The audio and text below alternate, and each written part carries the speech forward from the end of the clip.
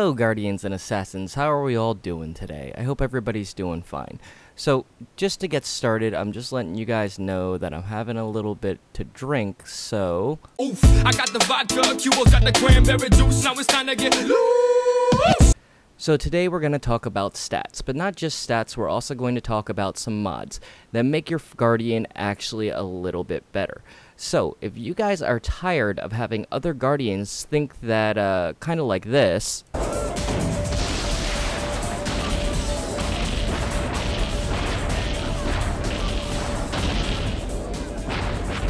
That's a nice score for a girl.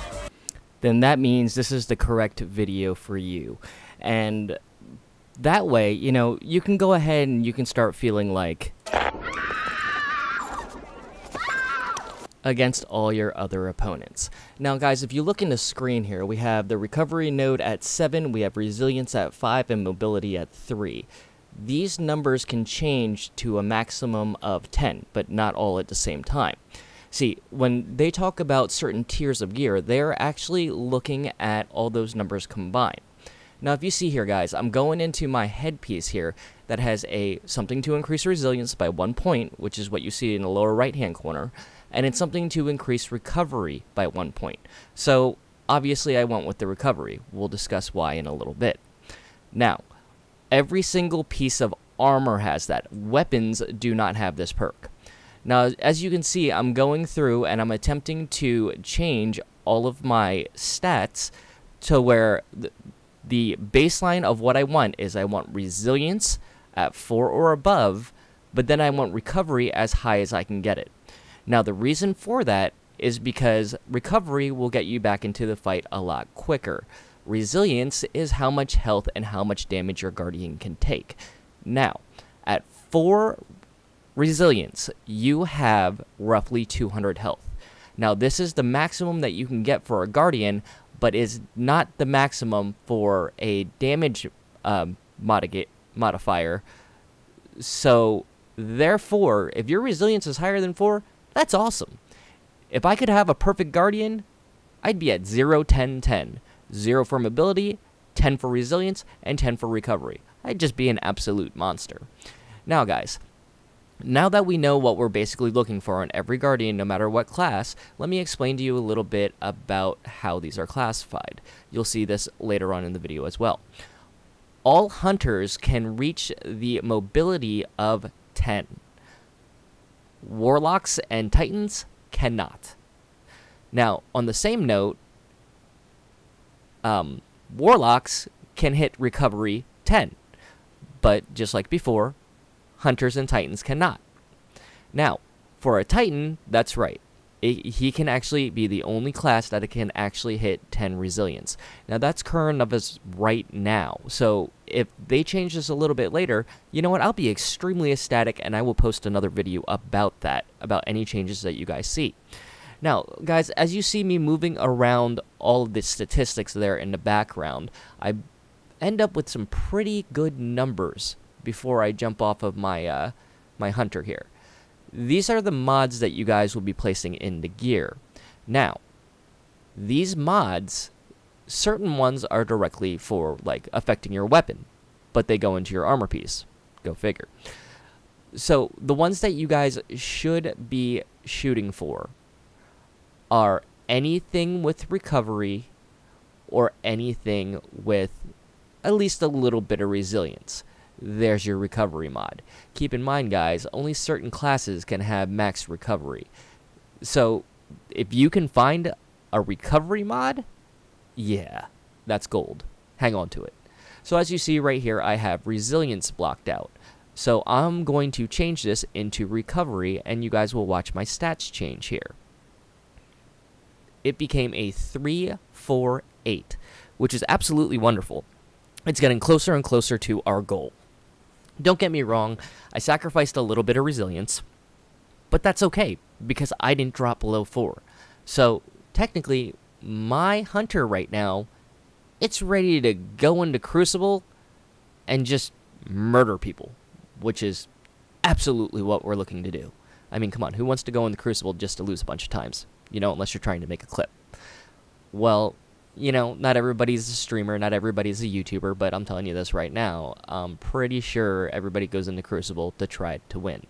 Now here I'm demonstrating on the actual weapon mods themselves. They have certain mods that go into the weapon, but they do not change your 3 main characteristics, which are mobility, resilience, and recovery. Now guys, in order to change those numbers around to be able to get the best thing possible that you could possibly do, you are basically depending on what the armor that you pick actually has in the first place, as well as any mods that you stick into it. Now, I don't have a list of every single mod, and this isn't exactly a video on mods, but you guys kind of get, you know, what you're looking for. I will do a video later on in the series about mods that go into your weapons, that go into your armor, and everything else, so you guys have a little bit better of an idea of what you are looking for on what class.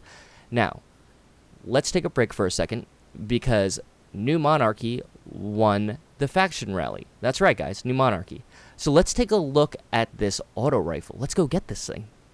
Now, Executor Hideo wants to sit there and he wants to congratulate everybody. So everybody, whether you pledge to him or not, has to come and accept the fact that they won. Like literally, you have to go up there and you have to hit A to get to anything else. And if you guys did pledge to him, you can get the Liquidator 4.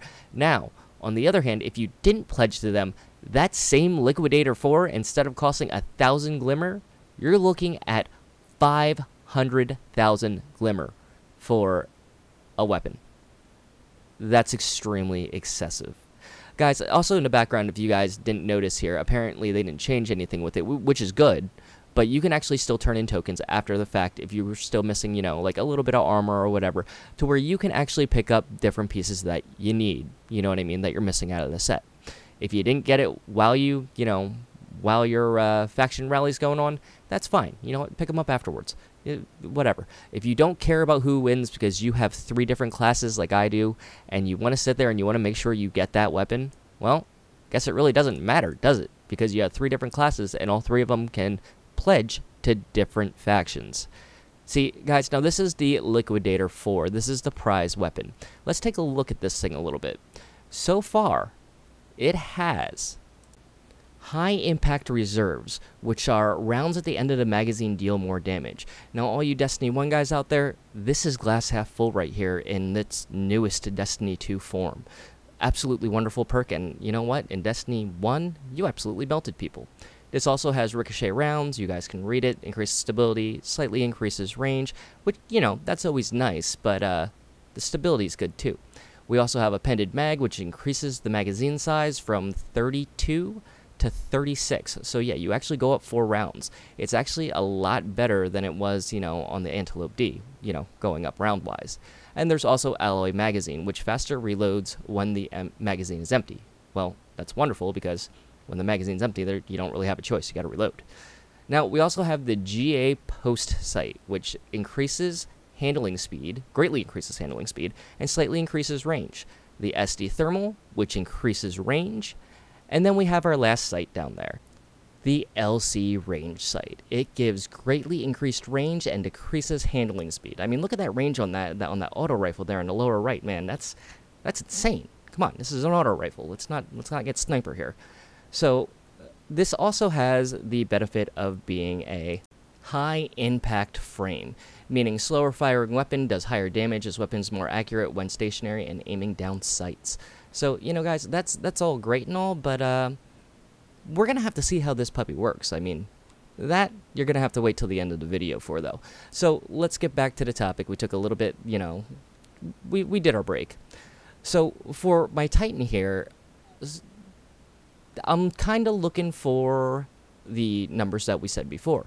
I'm looking for my resilience to be up there, you know, above 4, and I'm looking for the highest recovery possible, because if you guys were listening, you can't get maxed out recovery on a Titan. I mean, there might be some sort of exotic they come out with in the future, but as of right now, that's not possible.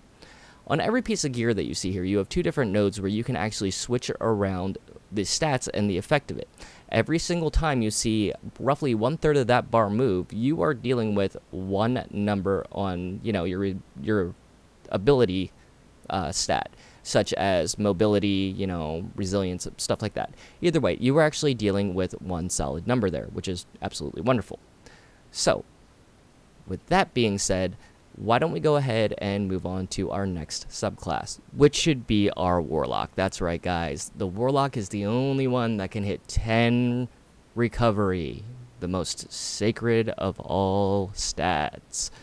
Anyways, don't know why I just said it like that. You know, my mind was sitting there going, don't say it, don't say it, don't say it, don't say it, and then it just came out. So, either way, I hope you guys are enjoying this so far. Now, guys, what I'm doing right here is most of my gear I already have adjusted for my Warlock, okay, in order to be able to get my numbers correct. During PvE, I don't really care about my stats, even though I probably should, but, you know, it's a lot more fun to look flashy and, you know, just get the job done because it's fun. So, if you guys look like at the screen right now, as soon as I move my cursor here, you can tell that my stats are drastically changing. I have a recovery mod in my bond, and I have a recovery mod in my legs. I mean, we should be doing, like, good now. We got the Void subclass in the chest, Void in the arms, and Void in the head. So, we are now at a 1-4-10. Obviously, I gotta change to a Void subclass. Today, we're going to go with the Attunement of Hunger because of Devour. Pretty much anytime you eat a grenade or melee something when you have your melee charged, you'll start getting health when you get the next kill. Now, let's talk about the top tree a little bit. The top tree, instead of eating your grenade, you actually end up charging it. Now, guys, this is the big super, like the big purple one that follows their enemies around and everything else like that and bursts into tiny little ones and chases them like rabid dogs. Yep, that's it.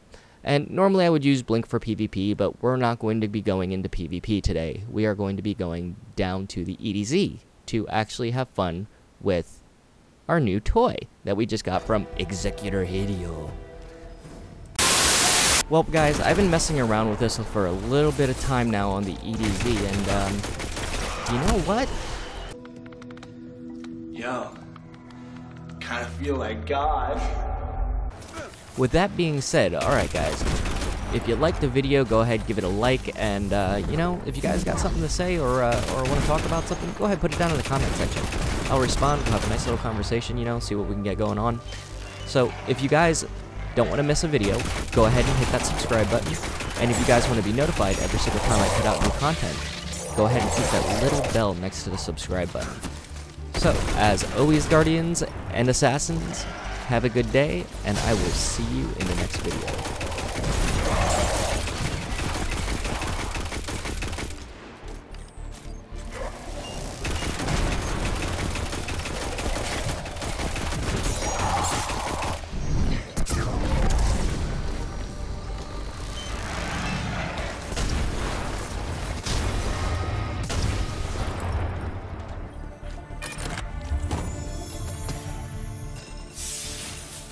Cause I'm gonna get